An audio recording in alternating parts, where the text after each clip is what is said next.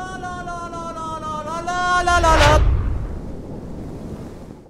Card game superstar, that is what you are. Gonna summon a winged dragon of Ra. Hey, what's up guys? Martin here, aka LittleKuriboh, here with yet another weekly edition of LittleKuriboh Watches the GX to GX. Yeah, for those of you who've never had chance to tune into these videos, this is a series where I watch each individual episode of YGO GX, the English dub variation of it, and then I get on camera and I have a cheeky little chat about my reactions to it on a scene-by-scene basis. It's not the most thorough and in-depth review series you'll ever find. Most of it is just me being like, but I'm hoping that somewhere within the next 20 to 30 minutes worth of video, you'll be able to find about 60 seconds worth of entertainment within it. Probably a little bit generous there. And if you do want to follow along with me, don't forget that there's various legal means by which to watch Yu-Gi-Oh! GX. You got the Crunchyroll, you got YouTube, you got Hulu, you got options. So please do follow the adventures of Jade and Yuki with me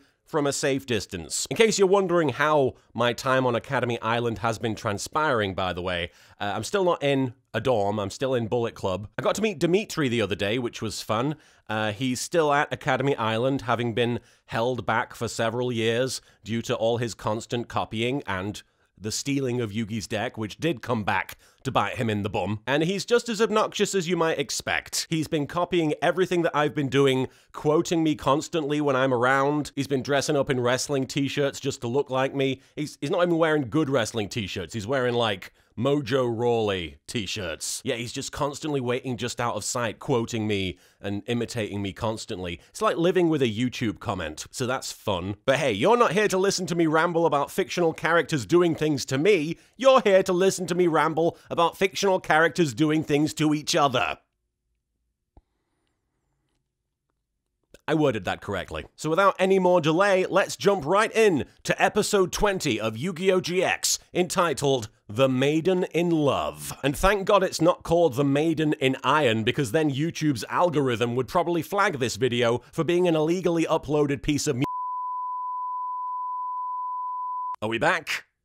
Alright, we seem to have survived that one, but if we make any more references to music groups, or movies, or any other media that doesn't belong to me, we could be up creek. So let's do our best to avoid that sort of thing, shall we? Looking at you, Chumley. And the episode starts with Professor Banner addressing the Slifer Red students while they're eating. And he's holding Pharaoh the cat in his arms while he speaks. Brah! There is a 50% chance that what you are eating right now is one of my hairballs. Banner introduces the Slifer Red kids to their new transfer student, Blair Flanagan, who is a teeny tiny chibi kawaii person. Cyrus is quite put off by the cuteness of the new arrival. He's smaller than me, dresses goofier than me.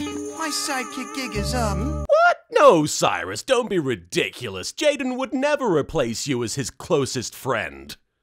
Never. Never! Jaden decides arbitrarily that he is the student most qualified to make Blair feel at home in Slifer Red. He's plain wrong. Blair, welcome to SLIF something Slifer! Weirdly, that is the actual Slifer Red fight song. Kaiba was like, what's that card Yugi likes? SLIF something Slifer? I don't know. If I can't have the god cards, I'm not gonna be bothered learning how to spell them either. Blair blushes when Jaden gives him attention, so he's probably actually a girl in disguise. Jaden tries his damnedest to sell Slifer Red as one of the best dorms available. See, here, we're not a bunch of stuffy, egg-headed, straight-A getting brainiacs. Jaden, wait, you don't understand. You're gonna have to be way more specific, Professor Banner. Jaden knows that the best way to make a new student feel at home is to walk up to them, crowd them, put his arm around them, and start stroking and patting them. To be fair, if I had that experience my first day at school, at least I'd know that it was all uphill from there. Banner tries to explain Blair's predicament to Jaden. I'm just trying to help Blair feel at home. But this isn't Blair's home. Yeah, stop trying to make Blair feel comfortable, you idiot! Blair tries to hide behind Professor Banner because Jaden. Professor Banner explains that it's Dual Academy policy that all transfer students must start in Slifer Red, but that due to Blair's high marks in his entrance exams, he's bound to end up in Ra Yellow. With his high marks, he'll be moved up to Ra Yellow within a few days. Ha! Yeah, right. Jaden sarcastically suggests that Blair room with them. And next he'll be saying he's gonna move into our dorm room because of all the extra space. I just love this guy. Good one. Oh, you know, I'm just really invested in making Blair feel at home in Slifer Red, because Slifer Red is the best. Wait, she's gonna be rooming with us at Slifer Red? F off. That's basically how Jaden reacted. Also, I want to give props to Chumley and Cyrus there for having a perfectly in sync sarcastic appreciation for bad jokes. Bravo. Professor Banner agrees with Jaden's sarcastic suggestion and says that Blair will indeed be rooming with Jaden and Chumley and Cyrus for the duration of his stay. Why don't you say hello to your new roommates? Hello. Oh, and he's voiced by a woman, so again, probably a girl in disguise. It's not like it's really obvious or anything. Speaking of obvious, the obviously awesome YGO GX opening theme. You know how Jaden struggled to spell Slifer earlier? Do you think he'd struggle to spell GX as well? Probably. In the assembly hall, Chancellor Shepard is addressing all of the students, and he tells all of them that the big matchup against their rival school, North Academy, is coming up. You know, North Academy isn't actually physically located to the north. They specifically named themselves that so that they could say if you went to Dual Academy instead, your career prospects would go south. They're dicks at North Academy. While Chancellor Shepard is talking to the students, Blair is staring fixedly at Zane. So once again, probably a girl in disguise. Cyrus tries to impress Blair by telling him that Zane is his brother. Hey, Blair, did you know Zane's my brother? Really? Yeah, he's pretty cool, but Mom says I got the looks. What Cyrus fails to mention is that his mum named both of them after her favorite Billies, those being Billy Zane and Billy Ray Cyrus. If she had another child, it was going to be a toss-up between Billy Bob Thornton and Billy the Kid. Imagine walking around just being called the Kid. But that's the tradition by which she names them, so... Shepard tells the students that if they hit the books, they could represent Dual Academy in the upcoming school duel. Cyrus says that it'll probably just be Zane all over again, and Jaden asks why, to which Blair responds, it's because he's amazing. Again, I don't want to say that Blair is probably a girl in disguise. I want to say that he's definitely a girl in disguise. Later, outside, Jaden is complaining about Blair's reasoning. Amazing? What's that got to do with it? It should be about who's best. You know, they don't call him the best Spider-Man, they call him the amazing Spider-Man, implying he's not the best. Because, you know, what does being amazing have to do with being best? I would quite happily walk up to anyone at the Olympics who won a gold medal and be like, you are not amazing, because they clearly have nothing to do with each other. Jaden spots Blair sneaking his way toward the blue dorm, and by sneaking, I mean running across a public path in the middle of the day, in broad daylight, in front of people who can easily recognize him. Those are some amazing stealth skills. Because, you know, they're not the best stealth skills, but they can still be amazing. Jaden follows Blair to the Obelisk Blue Dorm, which looks like it might have once belonged to Tahani from The Good Place. And he spots Blair jumping from a tree onto a balcony leading into one of the dorms. First, Blair makes that weird comment about Zane. It's called a compliment, Jaden. Look it up. Jaden implements all the tree climbing skills that his sensei Kakashi taught him in order to follow Blair into the dorm room. Get your game on, believe it! Jaden looks into the open dorm room window and sees how the Obelisk Blue students live.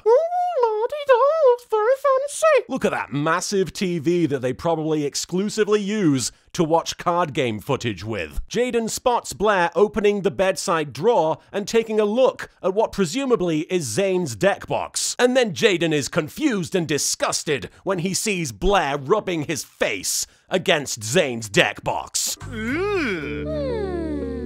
Mate, come on, half the time you're having long, involved conversations with your winged Kuriboh card in front of other people. You have no place to judge. Jaden checks outside and spots Zane and his Obelisk Blue entourage coming up the path. Come on, guys. What do you say we chill upstairs? No! You meant to chill in the schoolyard! The lyrics are very clear about that! Just stop breaking the rules of the lyrics! Jaden panics and runs back into the room and tells Blair that he has to get out of here. Otherwise, he's likely to get booted out of the school for trespassing. No, you see, that would require the rules to be actually enforced. Jaden tries grabbing Blair by the hand and pulling him toward the balcony, only to cause his hat to fall off, revealing long, billowing locks of beautiful girl hair. You know, usually I'd be like, oh, more proof that this is a girl in disguise. but it is an anime. And we have seen lots of men with girly long hair. So I don't know, this isn't conclusive. Jaden is too busy reeling over the obvious plot twist that just happened and is unable to stop Blair as she escapes out the balcony. Meanwhile, Zane's obelisk blue entourage has entered the room and spotted Jaden. And they grab the back of his jacket before he can make an escape, and they start dragging him across the floor. Jaden tries explaining that he followed a girl into here, but the obelisk blues aren't having any of it, clearly realizing that the odds of a girl wanting to be alone in a room with Jaden are astronomically low. Meanwhile, Zane finds a rather girly-looking hair clip on the floor and realizes that Jaden's story might have a kernel of truth to it, and he tells his obelisk buddies to let Jaden go of his own volition, which when you think about it is kind of a weird reaction. Oh, you were trespassing in my room with another person? Well, your story does check out, so you did nothing wrong. I'd still be very concerned about the fact that Jaden was in my room with a girl, especially if I found evidence of there being a girl in there. But hey, I'm not Zane, maybe it gives him a bit of a thrill. When he's watching card game footage on his big screen TV, he's like, oh yeah, Jaden was in here with a girl. I like that. Outside, Jaden breathes a sigh of relief. Then in the background, Blair pops out of a bush and says, Wait till I tell the guys about this! You won't be telling anyone anything. is she going to murder him? Later that night at Zane's Bone Zone, aka the Lighthouse, Alexis joins him. Wow, a cold, wet dock in the middle of the night. You sure haven't forgotten how to show a girl a good time. Alright, well, where would you suggest going for a romantic tryst on Academy Island, Alexis? The fucking card shack? Or that science lab where the illegal monkey experiments are happening? You know, at least offer one up if you're gonna criticize. Zane explains to Alexis what he caught Jaden doing earlier, and he shows her the hair clip that he found. And she probably thinks to herself that whoever left the hair clip might also be responsible for kidnapping her brother. Because that's the kind of one-track mind you're dealing with Alexis Rhodes. Meanwhile, at the ocean's edge underneath the Slifer Red dorm, Jaden and Blair are having a casual conversation. And Blair is not cutting him into 1,000 tiny pieces like her earlier line suggested. The fact that I'm a girl has to stay a secret. But what for, Blair? You know, it's kind of ironic that Jaden uses Bubble Man when he has absolutely no concept of respecting people's personal bubbles. Jaden says that if you won't tell me your deep personal secret that is clearly none of my business, you should at least duel me. Do you think this is what happens when Jaden gets into like really angry online debates with people? He'll respond to somebody's Facebook post being like, this article is clearly fake. And they'll respond to him being like, actually, here's all the sources that prove what I'm saying is real. And he'll be like, okay, but now we have to have a card game to decide the real winner of the conversation. Blair asks Jaden how a duel will affect anything. Get your game on! A duel? How will that solve anything? Because in a duel, the truth always comes out. Ah yes, just like in that classic scene from Hollywood movie, A Few Good Elemental Heroes. I want the truth! You can't handle the truth! Blair says that if she wins the duel, Jaden has to keep silent about her secret and not tell anybody. I don't know, Blair. Expecting Jaden to have basic understanding of people's social boundaries is kind of a bit much. Up on the cliff, Chumley and Cyrus are watching the events transpire. What are they talking about down there? Don't know, but it looks like it's pretty serious. I knew this would happen. Jaden's found a new guy to pal around with. I can see what's happening, and they don't have a clue. They'll play some cards, and here's the bottom line. It's time for them to duel. Zane and Alexis arrive, and Zane tells Cyrus that that isn't what's happening. Because Blair's not a guy, she's really a girl. Obelisk security cam showed her in our dorm. Alright, so Obelisk Blue Dorm has security cameras installed, but everywhere else in the school is completely bereft of any security measures whatsoever. Good job managing that security budget, Kaiba. Also, why didn't you mention the security footage when you were talking to Alexis about what happened? Hey Alexis, there was a girl in my dorm. I saw her on the security footage. No, that doesn't make sense. I'll tell her about the hair clip and let her figure things out. We return now to the action where Jaden and Blair are throwing down. Blair summons Moe Blob monster Maiden In Love and tells Jaden get ready to fall in love. Oh come on, you'd have to be a right weirdo to have feelings for a trading card monster. Jaden responds to this by summoning elemental hero Avion, who I'm totally in love with. Mostly because of the arse. Chumley and Cyrus start fighting over which of them deserves to hook up with Blair's monster card. She's cute. Come on, guys, she's fictional. And also way out of your league. Elemental hero Avion attacks Maiden in Love, dropping her to her knees. But Blair explains that so long as she remains in attack mode, Maiden in Love cannot be destroyed. And before you can say unnecessarily shoehorned in fanfiction-style romantic subplot, this happens. My lady, are you all right? Maybe, maybe not. What? Okay, so this is new. I like it when the duel monsters start acting like people and actually have personality and are not just there to be pawns for the main characters. But I was not expecting them to try and get it on with each other. Jaden is very frustrated by his monster's momentary distraction. Come on, Avion, pull yourself together. You're supposed to be in attack mode, not in love.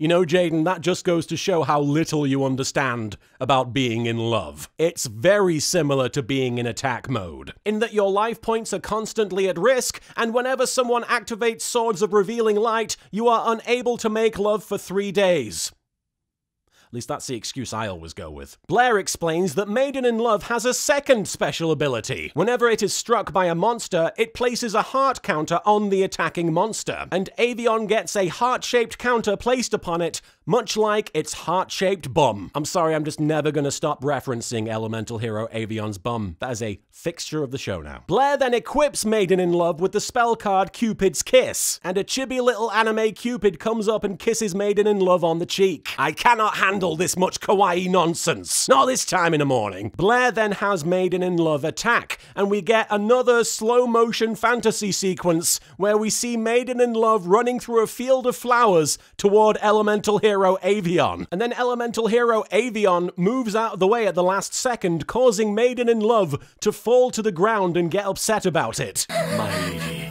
please accept my apologies. Okay. Are they gonna Is that how this duel is gonna end? Are they gonna Because that would put GX over the top for me. I would rate it above duel monsters if those two monsters just started plowing each other. It's just the rest of the episode is Jaden just standing to one side being like, Maiden in Love commands elemental hero Avion to attack Jaden directly for her. Now how about doing me a little favor, Mr. Avion? Anything. Good. See him? Take him down. Done. That's just like a woman, isn't it? Waiting for you to attack her so she can put a heart counter onto one of your monsters so that she can attack you directly and remove all your life points. Classic woman behavior. Jaden begs Avion to snap out of it. Come on, snap out of it! Can't you see she's totally just using you? She can use me anytime. I never felt this way without a grilled cheese around. Chumley there just casually admitting that grilled cheese gives him a boner. Blair explains that when Maiden in Love takes damage from a monster with a heart counter on it, it activates the equip spell Cupid's Kiss, allowing her to take control of the attacking monster. So basically this card combination turns any duel into a Pepe Le Pew cartoon short. Jaden says, Man, Avion's fallen in love, and I'm falling behind. and I'm falling in love with Avion's behind. Jaden is very concerned that if he summons another monster, they'll just fall in love with Maiden in Love all over again. But regardless, he summons elemental hero Sparkman! Speak me! And he has Sparkman try to attack elemental hero Avion. But Avion's ass is just too fantastic and Sparkman can't do it. Actually, I tell a lie. Blair just activates the card Defense Maiden, which causes Sparkman to attack Maiden in Love instead. But wouldn't my version have been better? And of course, because Maiden in Love took the hit, we get another dreamlike sequence. Sparkman, you dare strike a defenseless maiden? For shame, Sparkman, for shame! You're right. I'm so sorry. I'd honestly rather be watching this show, the Duel Monster Love Triangle soap opera show, preferably on the big screen TV in Zane's room, if he'll let me. And we see now that Sparkman has a maiden counter on him as well, putting him deep under Maiden in Love's thrall. I mean, she's cute and all, but she doesn't deserve to have two fantastic bums within arm's reach at all times. Cyrus and Chumley continue to fight between themselves. I want one. How do I get a maiden counter? Yeah, me too. I want one too. This show is hornier than Riverdale somehow. When Sai and I were growing up, he used to claim he was going steady with Dark Magician Girl. I mean, who hasn't claimed to be dating a Yu-Gi-Oh card at some point in their lives? I myself was having a brief but passionate affair with Summoned Skull a while back. Sometimes I lie awake at night and think about how amazing it would be if he called me on the phone and tried hooking up with me again, but, you know, we all like to fantasize. I'm not going to cry.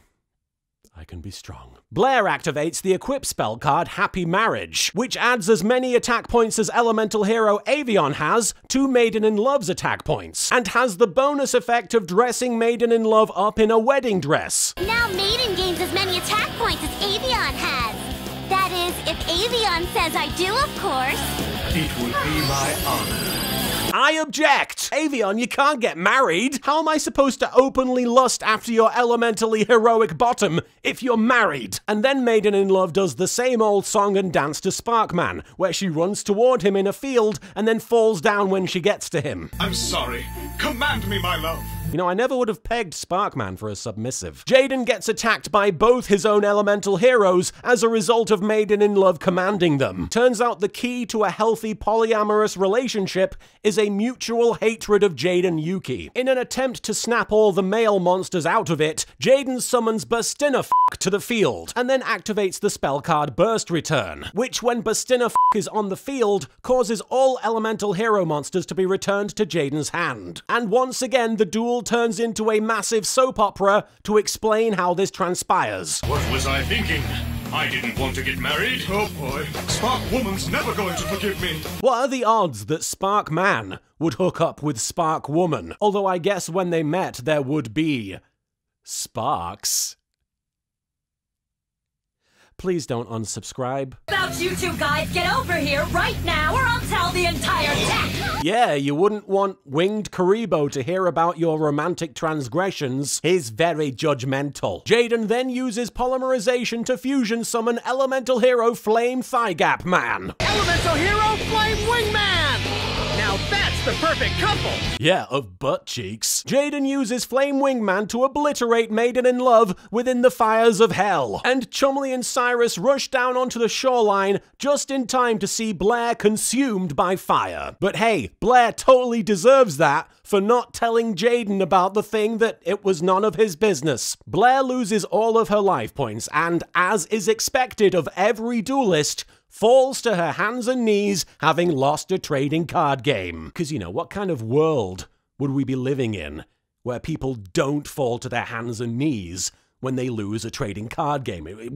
It would be madness. Jaden says, "That's game!" And Blair reluctantly concedes and says she's now willing to tell Jaden what he wants to know. But Jaden says, "Nah, I've learned everything I need to know from this duel." I think we all learned way too much from that duel, specifically about the mating rituals of duel monsters. And Jaden adds that their spectators must have learned quite a bit as well. And Alexis looks to Zane and tries to encourage him to talk to Blair. Love is on her mind, Zane. And you're getting on my tits, Alexis. I've been in love with you ever since I met you. At Nationals. Ah, of course, Nationals, where so many budding romances have started, surrounded by angry, sweaty nerds throwing trading cards at each other and complaining about rule violations. How could you not fall in love in an environment like that? Side note, I've never been to Nationals, I have no concept of it. It might be the most romantic place to be in the world. Blair opens up completely to Zane. And now that I'm here, we can get married! Get married, that's a good one. Your honeymoon could be in the cafeteria. Dr. Crowler could give you away. Wait, does Jaden think that the marriage ceremony and the honeymoon happen in the exact same place that the proposal happens? 'Cause it doesn't. Alexis tries to bring Blair down gently. Just look what happened to your maiden. She used tricks to get love, and she ended up alone and in tears. Well, actually, she burned to death, but I suppose the lesson still holds up. Zane tries to let Blair down less gently. As flattered as I am by your affections, right now I'm only in love with one thing. Lighthouses? Dueling. Oh. Zane gives Blair back her hair clip and tells her it's time for her to go home. Jaden tries defending Blair, saying she's such a great duelist, she shouldn't have to leave. Yeah, plus you guys have never enforced the rules before, so I don't know why you should start now. Jaden suggests that Zane is just concerned that Blair will outshine him because she's so good. And Zane explains that she has to go home because she's in 2nd grade. Man, that must be some good security footage that he looked at to be able to figure out what grade she was in. After hearing this, Jaden turns into the Funky Phantom, and he freaks the f*** out, realizing that he might have been beaten in a card game by an 8-year-old. I know, right? It's almost like this game is designed for children or something, and people don't really have to go to school to be good at playing it. Weird, right? The next day at the docks, a ship is getting ready to leave, and Jaden and friends have gathered to say goodbye to Blair, who is leaving on the boat, with her parents, who might go down in history as some of the least responsible anime parents of all time. Because holy f***,